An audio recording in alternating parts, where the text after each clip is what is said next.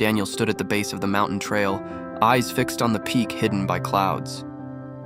The locals called it Eleron's Crest, not the tallest but the most feared. Slippery rocks, sudden storms, and an unforgiving climb had turned it into a graveyard of broken promises. It was said only a few ever made it to the top. But Daniel wasn't here for the legend. He was here for himself.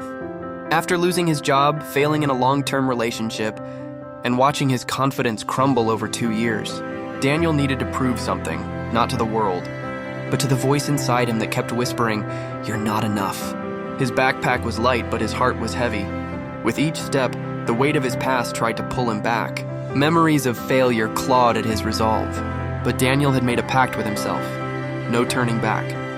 Not this time. The first few hours were easy. Trees lined the path, the air was cool, and birds sang as if cheering him on. He smiled. Maybe this wouldn't be as hard as they said. Then the trail began to narrow. The forest thinned. The wind picked up. Loose gravel slid beneath his boots, and he had to use both hands to keep moving upward. The sky dimmed and a cold mist rolled in. Doubt crept in with the fog. "What are you doing here?" The voice in his head jeered. "You're not a climber. You're the guy who quits halfway." He slipped once, then twice. His knees scraped. His hands bled. He cursed aloud. A storm began to brew above. Thunder growled like an old enemy. He considered stopping, finding a safe ledge, to camp on and going back down at first light. Then, out of the mist, he saw her.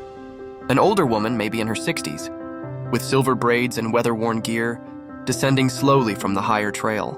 "You climbing alone?" she asked, her breath calm despite the altitude. Daniel nodded, trying not to look defeated. She paused, studying him.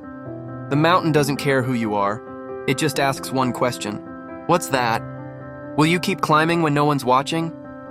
She smiled and moved past him, disappearing into the fog below. Daniel stood frozen. That question echoed louder than the thunder. He tightened the straps on his pack, looked up, and kept going. The trail worsened, jagged rocks, bitter wind, moments where the edge was inches from his boots. But with each step, something shifted. He stopped thinking about his past. He stopped arguing with the voice in his head. He just climbed.